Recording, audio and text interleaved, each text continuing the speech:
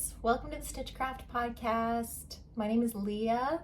I'm so happy to be here with you guys today. I know it's been a while. I have some finished projects to show you and also some works in progress. I like to share about things that I knit and sew and weave and other crafts, hobbies that I like to collect. I live in St. John's, Newfoundland. I have a small little yarn shop here in town, and yeah, so disclaimer, I like to knit in black a lot. So if that sounds like some things that you might be interested in, grab your project, whatever you're working on, and join me. So yeah, I guess I'll jump right into projects that I'm working on right now. Actually, no, I'll start with projects that I have finished. So I have a couple of knitting projects, in no particular order. I don't remember exactly when I have finished each of these. Last time I did a video, a woman commented and said, I know you like to knit in black a lot, but it'd be good if you wore something lighter so that you could see, you could see the projects better. So today I'm wearing a linen dress that I recently sewed. This is just like a natural linen. It's cute, it's short, it's a short little dress. Really great for summer. This linen it's like a natural linen, so it's undyed, unbleached, which is really fun actually. There's still kind of like some bits in it of, the actual like linen, the flax. And I really like to see that occasionally in the fabric. It kind of makes me feel like, I'm wearing something really from nature. This dress pattern is called the Chamomile dress. Oh my gosh, I forget the name of the woman who designed the pattern, but I have sewn this particular pattern 5 or 6 times. It's a really great pattern. It comes so you can make a crop top or a dress in multiple lengths. It has pockets. It also, for the top part of the pattern, it explains how to do French seams, which is really great because with linen it's really nice to enclose your seams. I don't have a serger and I don't really like the zigzag stitch. I find it doesn't really hold up with linen as well as I would like it to. So I like to do French seams. And yeah, so it's just kind of like a baggy, loose, flowy, simple piece. It's very simple to sew. It also has 2 different options for the straps. There's this, like the wide strap, and then there's like a thinner strap, and I think it like comes down lower in the front and lower in the back. And I love both versions. I think I have some black linen, so I'm gonna sew another one in black and, just have them as like some staple summer pieces.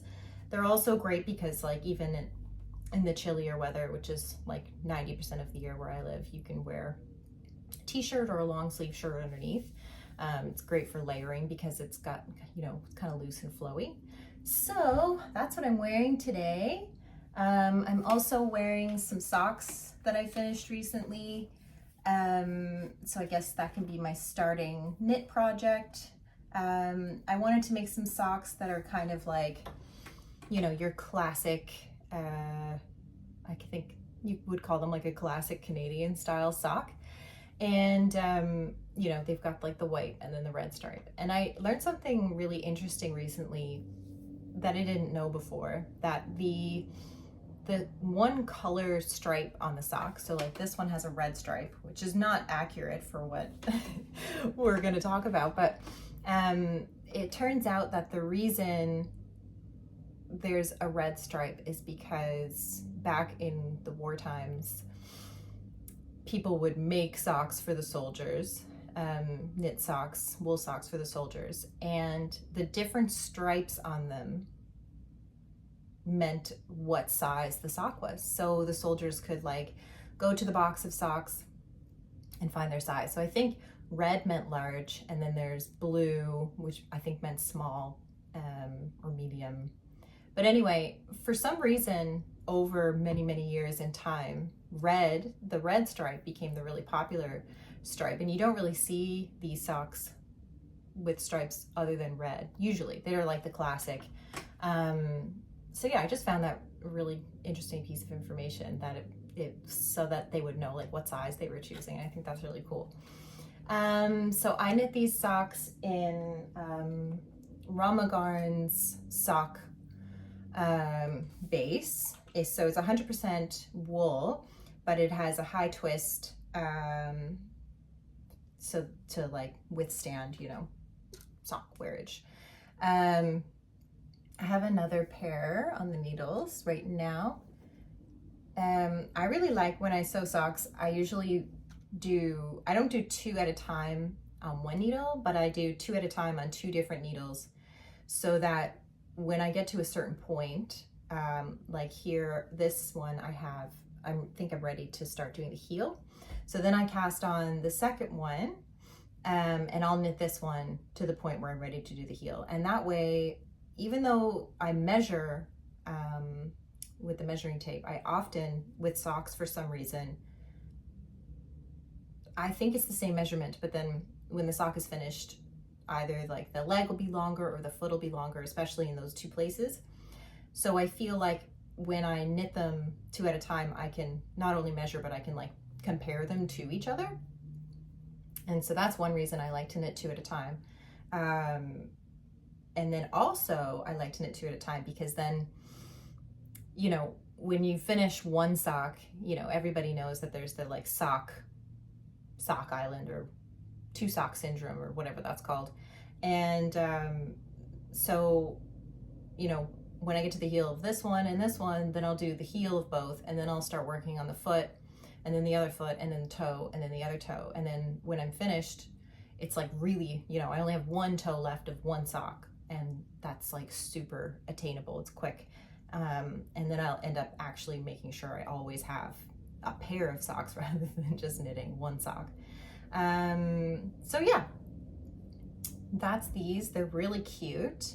I did a black stripe just because I wanted to. And I really love this yarn. I've been on the hunt, I guess, for many years for how to, you know, just do 100% wool socks that actually last. And the other pair that I'm wearing now, I wear them quite often, and so far I have not gotten any holes in them. So I think that this particular wool is really good for doing totally natural socks. And yeah, so those are my socks. The pattern that I'm using for them is in this book that I picked up on Mother's Day for myself. It's called The Sock Project by Summer Lee. It's a really great book for if you're interested in doing lots of sock knitting. There are a few different patterns in it, really cute patterns. There's cable patterns, colorwork patterns. There's some patterns for fingering weight, DK weight, all sorts of different things. But the reason I really wanted this book is because I wanted the ribbed sock pattern.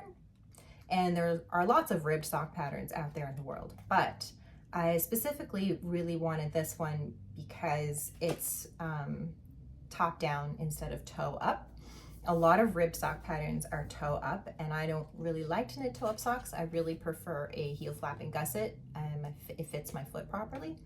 And also, I personally don't really like the way toe up socks look while I'm knitting them. So like, because the toe is just kind of dangling there, it's not aesthetically pleasing to me, which means I don't want to knit it. So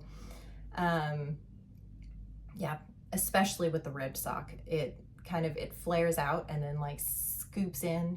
And while I was knitting one a little while ago, and I stopped when I got to the heel because I was like, this just looks so funny.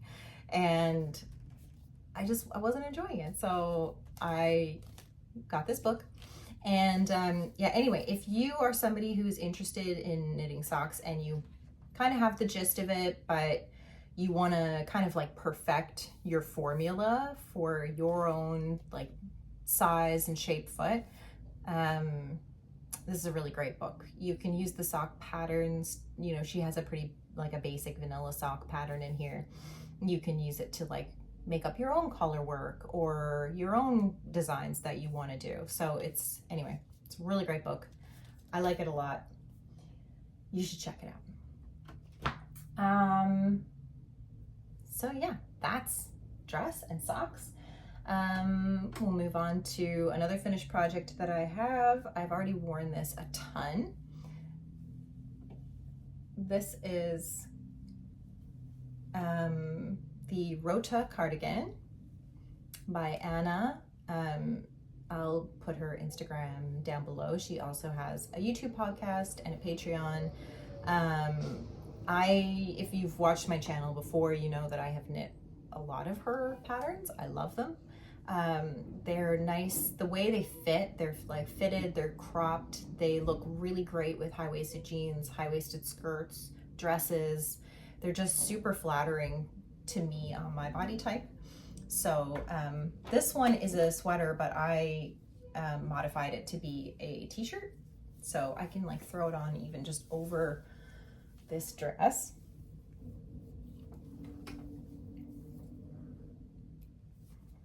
Just to kind of change up the look a little bit. I did a kind of like longer short sleeve. Let's see if I can show you.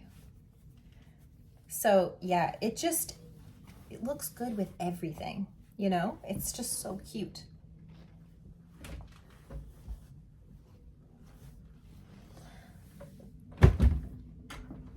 Oh, too close. So yeah, that is this. I'm gonna take it off though because today is actually warm and sunny where I live, which is so exciting.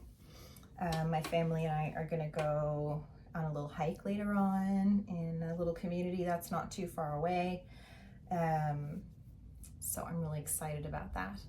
Anyway, the Rota Cardigan, it's not an overly complicated pattern. It's top down. It requires a sport weight yarn. So I think she, in the examples that she has on her pattern, she shows like 2 different examples of yarn that she used. One of the examples is Rauma garn, Finull, which is, I probably said that wrong, sorry, which is a sport weight, 100% Norwegian wool. And that's what I did this one with in the color black. So one of the things I really love about this pattern is that the buttons are like, there's a lot of buttons, they're really close together, they're small buttons, so you don't end up with a bunch of gaping. I find a lot of cardigan patterns that have buttons, like the buttons are too far apart and you end up with like a lot of gapping, but this you don't at all. And it's meant to be kind of fitted, so like even though you're wearing it fitted, it doesn't open, and I appreciate that a lot. There's nothing negative I can say about this pattern at all. I've knit at least 2. I will knit more. I think I'll knit another black one with long sleeves for the fall. It's just a really fantastic pattern. I love all of her stuff. So that is my Rota Cardigan t-shirt edition.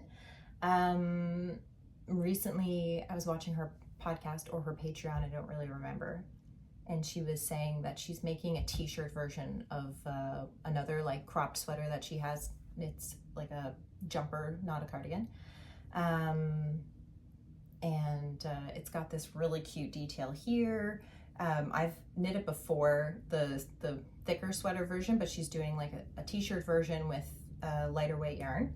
So I'm really, really excited for that one to come out, and I'll be making it the second I can get my hands on it.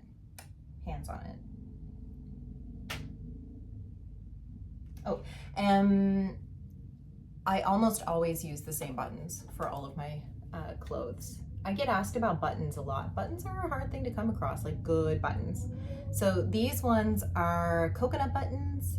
I ordered them in bulk like last year on Etsy. I don't really remember which Etsy shop I found them on, but if you just look up coconut buttons on Etsy, you will find them. And I have some like linen dresses that I've sewn and knit things that I've sewn or that I've knit with these coconut buttons, and they are super hardy. They hold up.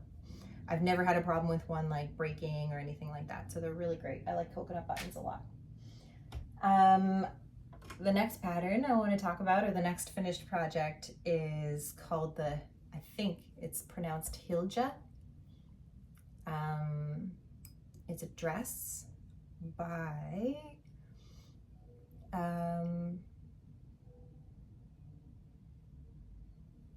I don't remember her name. Ronja? I'm not going to try to say it.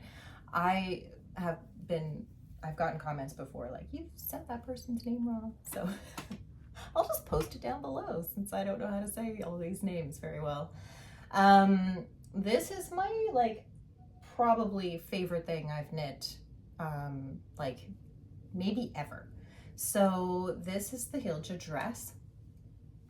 It is such a insanely cute pattern. I put up a reel of me wearing it on Instagram and it got like lots of likes. People are very, very impressed by this pattern.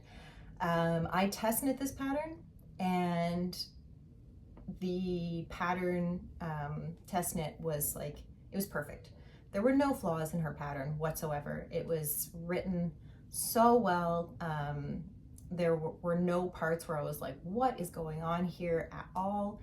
It was just really clear and smooth sailing, and it's just a very like, it's a pleasure to knit, especially if you're like me and you're down with like lots and lots of stockinette, which I am. I really like to make clothes that I just like want to wear, simple kind of staple pieces in my wardrobe. So yeah, I've sewn dresses that look like this. It really reminds me of the Hinterland dress by So Liberated, but it's like a knit version of that. Again, I used coconut buttons. The yarn I used for this was Holst Garn, super soft. It's 50% merino, 50%, I don't know, some other kind of sheep wool, I forget. But it's really nice because you've got the merino and then you've got like a hardier kind of wool. So it's not like crazy knitting for all of merino soft, but it is still soft. It's wearable against the skin, but it's got that hardy component that makes it not really pilly. And the price point is just like awesome. You can buy it in cones. I love Holst Garn. It's my new favorite yarn. And so anyway, it's a fingering weight. I held a double. This is like their darkest gray color. So it's kind of like heathered looking. Yeah, again, the only thing I can say about this pattern is like miles and miles and miles of stockinette. Like when you get to the dress part, you're like, whoa. Well, I felt like, whoa, like I just finished that bodice so quickly, like, wow. And then I was knitting the skirt part for like what felt like forever. It wasn't forever. I'm actually a pretty quick knitter. But you know, it just feels like, whoa. But it's amazing for like, you know, late evening, you know, knit and Netflix kind of knitting. Yeah, I love this dress so much. I think I'm gonna make another one, definitely. The only difference is that I'm going to, I think at the shoulders here, like I'm kind of small in the upper body. So what you do is you cast on the shoulders and then you kind of add the front part to it. So what I probably would do is just do 1 inch less on both sides, just to make the armholes like a smidge smaller. They kind of, I think also too with like the weight of the dress, they kind of like pull down a little bit, and the armhole just for me feels a little larger than I would personally like. So that's the only thing, and that's just like, you know, that's me. That's the point of knitting and making your own clothes, is that you can modify things just a little bit for your own personal body. Everybody's body is different. So that would just be something I would want for me. And one thing I'm kind of considering is possibly going through the inside with like kind of an elastic to like cinch it together a little bit. I've never done that before. I've seen people do it with like necklines on sweaters and things. And it seems like people think it's a good idea. You let me know if you've ever done it with an armhole before and how it worked out for you. I don't know, there are some tutorials on YouTube that I could watch. Because yeah, I'm thinking about doing that. But yeah, this is my Hilja dress and I love it so much. I had no hiccups, no problems with the pattern at all. It fits beautifully. It feels really like flattering. It's an awesome addition to my wardrobe and I'm so happy with it. So that is that. And I think that's it for my finished projects. Oh no, it's not. This is another test knit that I did.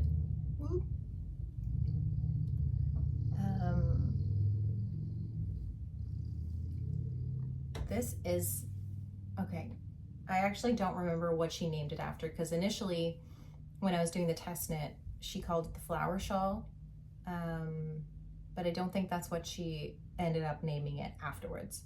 So this is a shawl by Fiber Tales. It is just so dainty and sweet and naturey and beautiful. It's got these like little kind of flower and vine details going along.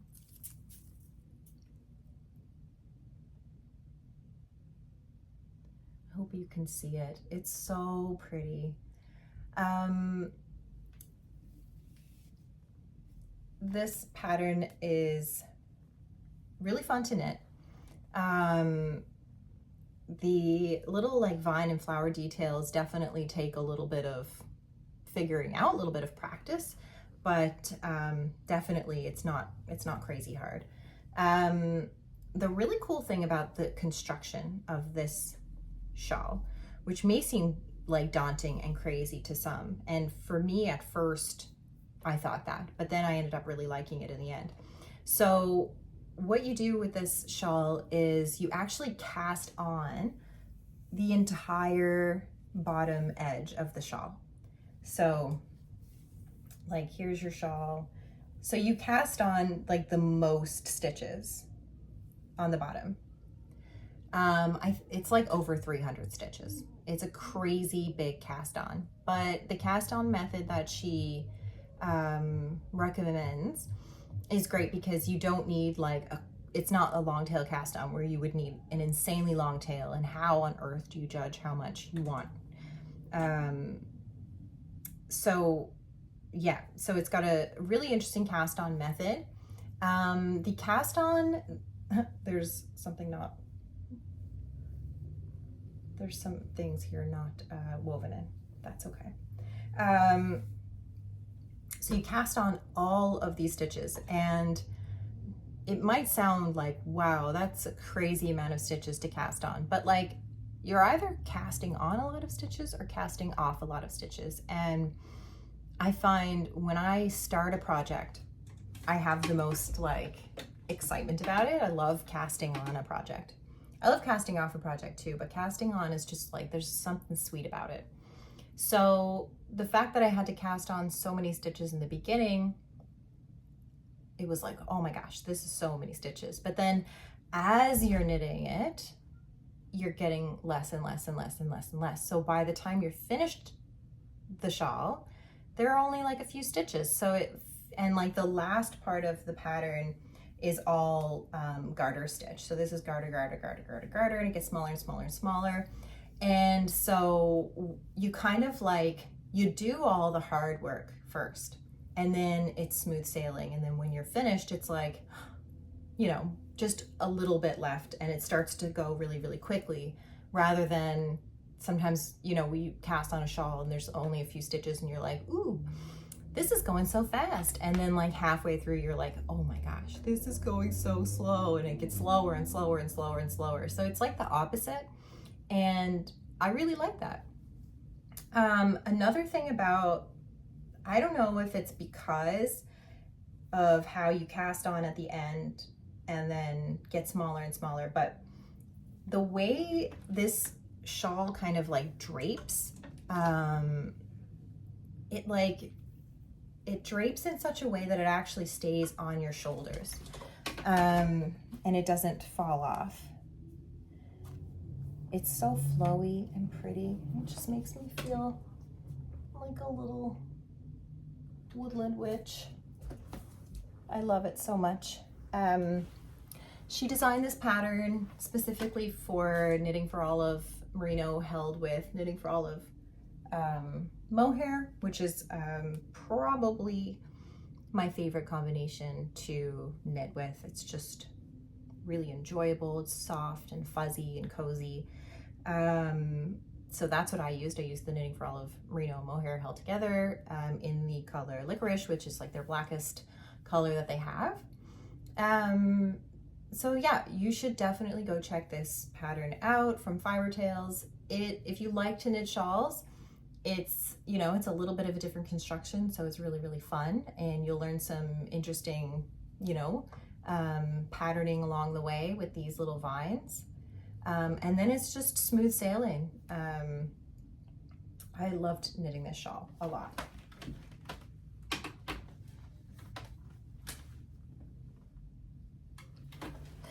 Okay, so now we will head into works in progress. I have 3 works in progress. The socks, I already showed you. That just kind of happened. Then I'm also working on the Tolsta Tee by the Creabea. This is my Pajuta Makes linen and embroidered project bag, which I love so much. I think it's the prettiest project bag I've ever seen. I really love linen. Anything linen makes me super happy. So here's my Tolsta Tee. I think I don't have too much left of the body because I want it to be a little bit cropped.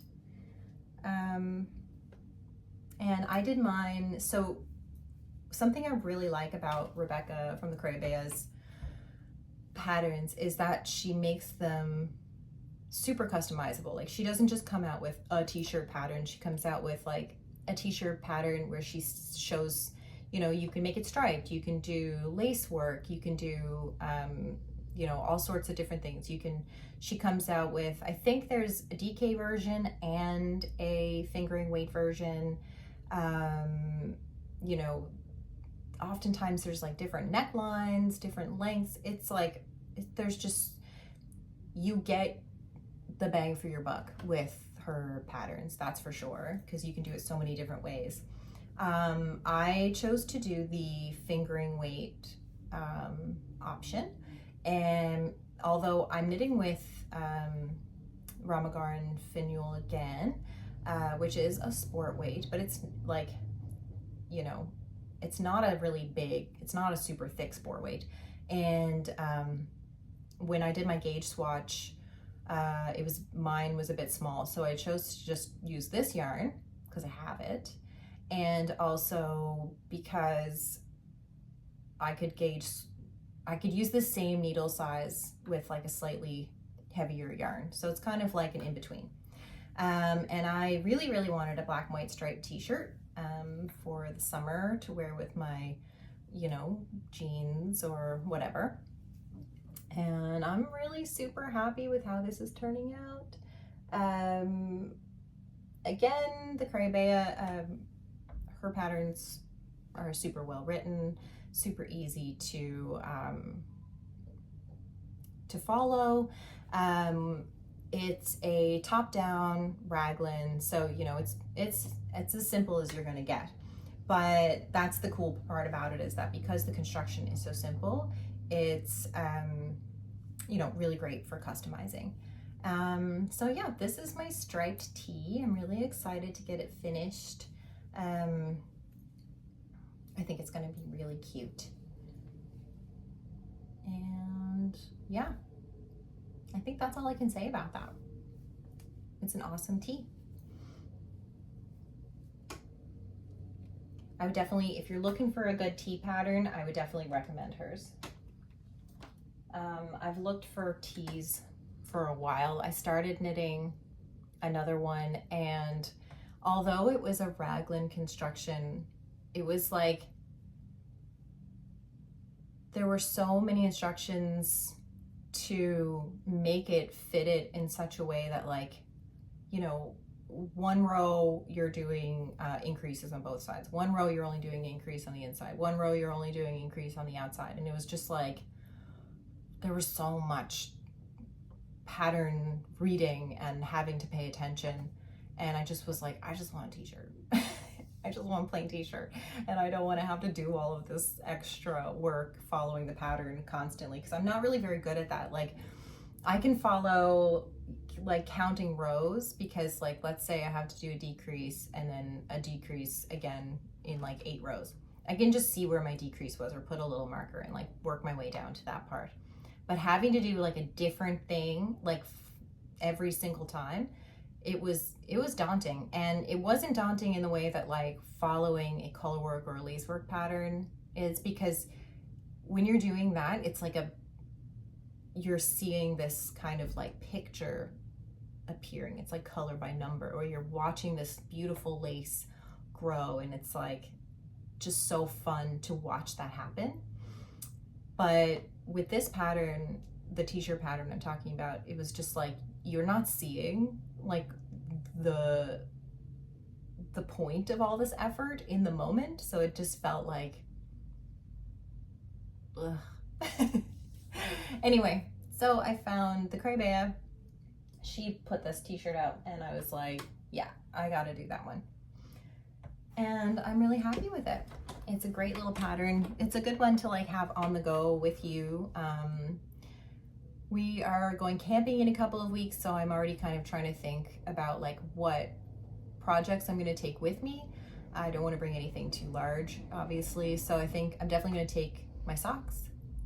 If I don't already have them done, I'll just cast on another pair of socks. Socks are a great driving and camping and being on the go project. And if I don't have that tee done already, I'll probably take that too. So those are my 2 projects I want to take with me camping. And hopefully that will be enough, but I'll probably bring extra yarn for an extra pair of socks or something, just in case. So what I'm working on now, which I totally told myself like I wasn't going to cast on until like early fall, because I'm probably not going to get to wear it when it's finished. But I kept thinking about it, I really wanted this. I actually bought this pattern on Ravelry. I looked the other day at when I bought the pattern initially. I bought this pattern in 2021. So this was one of like my first purchased patterns on Ravelry. I've been knitting for like years and years and years and years, but around 2020, 2021 is when I started really getting into more like garment making rather than just like shawls and mittens and things. So I actually, the pattern I initially bought, so this pattern is the No Frills Cardigan by Petit Knit. And it's a really simple, just open concept. It's a cardigan, but it doesn't have actual buttons or anything. It has pockets.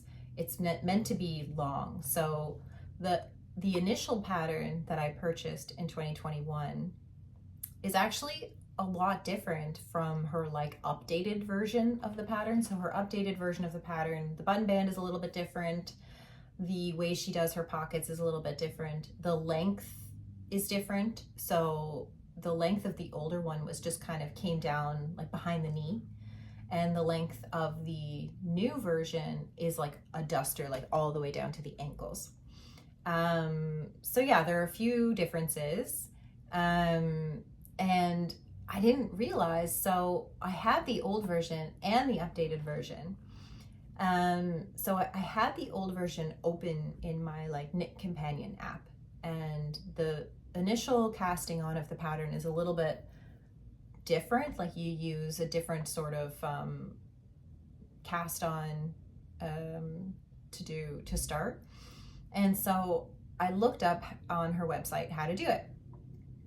And I was looking at the pattern on her website. So the pattern on her website was different. So I think I cast on like the old version with like the new method. And then I went back and I realized I had an updated version. So I was like, oh, I should get the updated version just in case. And the updated version was actually significantly different. So now I'm just kind of going back and forth and looking at the old version and the new version and kind of picking the parts that I like from each one. And I do think I'm gonna make it more of a length that the original version was, like behind the knee. I don't think I want a sweater that goes all the way down to my ankles.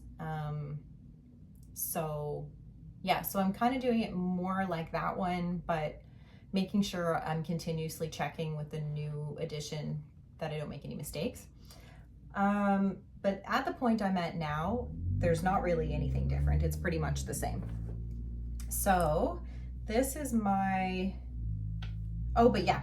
So I was saying, I said I wasn't going to cast it on to the fall, but our spring and start to summer and end of winter, all of it was so cold and rainy and wet and windy and depressing. And I was like knitting all these like summer tees and things like that, and not even like just being like, I can't even wear this. So like, I think that like, I like to knit on projects that in that moment I would feel cozy wearing. Like I don't pre-prepare like knit cardigans usually in the summer so that I'll have it in the fall. I just knit the thing that if I want it in that moment, then I knit it. So on really hot summer days, I'm knitting on my tee, and on cold rainy days, which is a lot here, I'm knitting on my cardigan. So you know what? Fall is gonna be here before I know it, and I'll be wearing this anyway by the time it's finished because it's really long. Here she is in all of her long, long glory. I knit so far down, and now I just have these kind of holding and resting here because I decided I didn't want to knit any longer before I started doing the sleeves, because then you've got that kind of like twisty swirly sweater thing, which is already happening. But I thought I'll stop now and I'll do the sleeves, and that way I can try it on, and you know, because things fit a little bit differently after you have the sleeves on. So I wanted to make sure I got it to a length that I want, like a definite good length that I want. So last night I started on this sleeve, and it's actually going pretty quickly.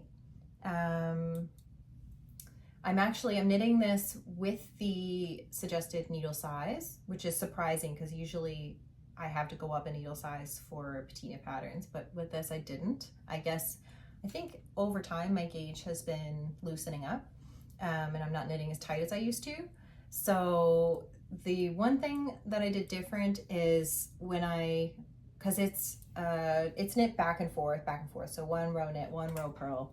And so for the sleeve, I knew I was doing it on a small circumference, and I don't normally have like a much tighter gauge. Like my gauge doesn't usually change too much from small circumference or knitting in the round to knitting flat. It's pretty uniform.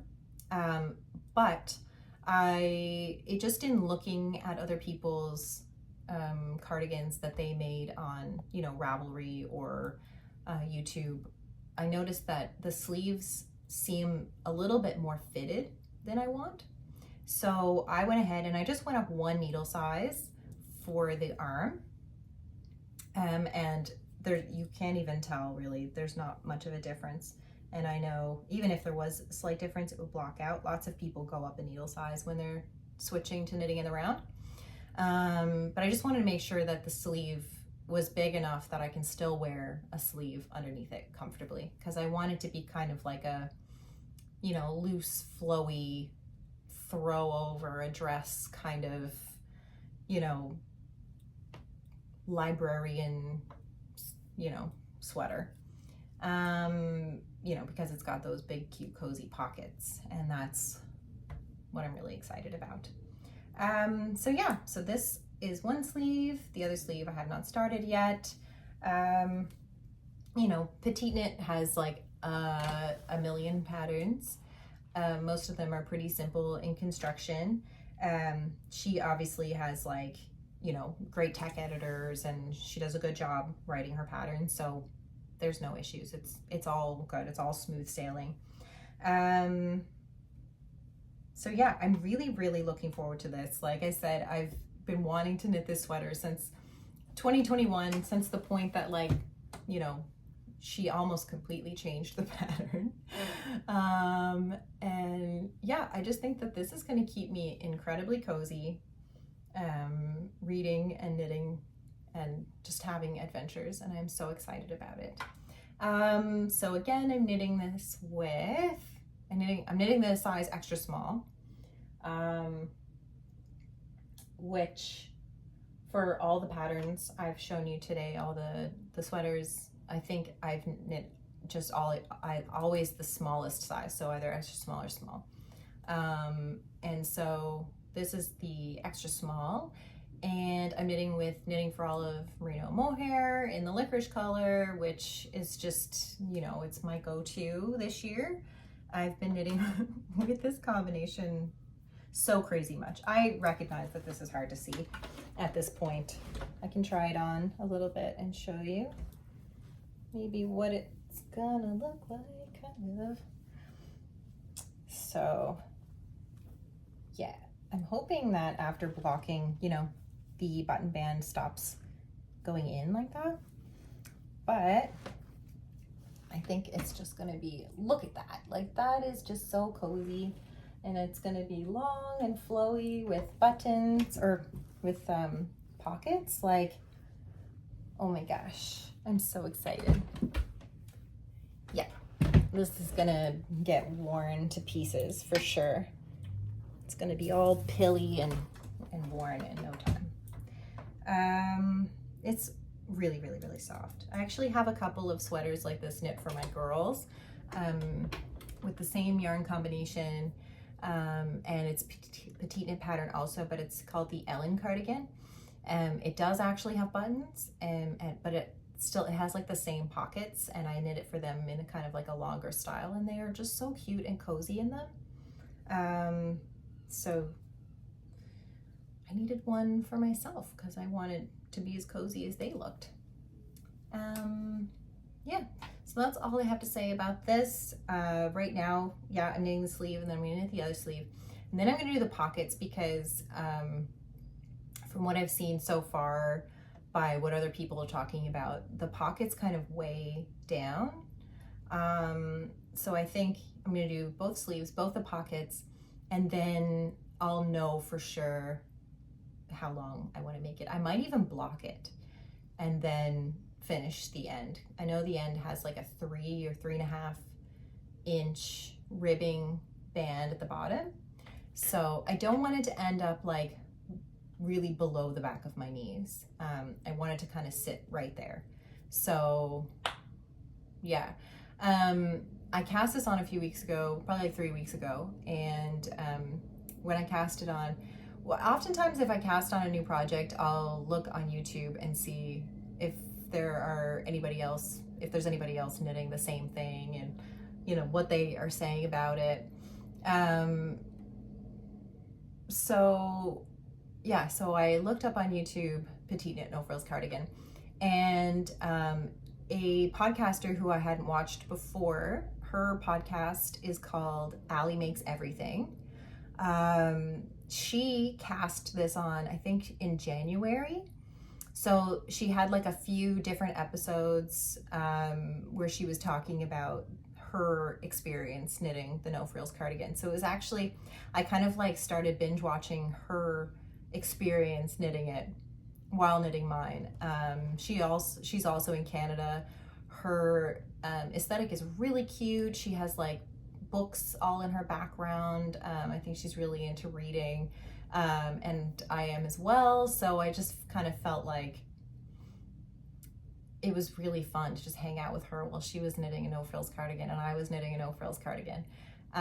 So I think she only started podcasting maybe this year, late last year.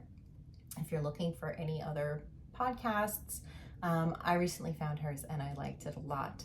So she, I think yesterday or the day before, she posted that she finished her No Frills cardigan finally, and she did the long duster version and she showed it off so well. So if you're interested in that, you should definitely check out her podcast. It's really good. I'm just gonna check my notes, make sure I've chatted all about the things that I've made. And I think I have. Yeah, I feel like sometimes because it's been a while since I've done a podcast, I like kind of rush through things. I hope I wasn't too rushy today. I was also just kind of really excited to be on here again and show what I've been making. I'll do another video soon about maybe some like future plans and stuff like that. I'm not going to put that in this video because this is probably already going to be an hour long. So yeah, it was really nice chatting with you guys again today. Please like and subscribe, tell your friends. And I'm on Instagram as Stitch Cræft as well. You can look me up there. Anything I talked about today, I'll post down in the description. And yeah, I love chatting. Please leave comments on my video. I think it's really fun to chat with the community. I love the knitting community so much. It has inspired me in so many ways. It has made me feel so welcome in this world in general. And I just feel so blessed to be a part of this community.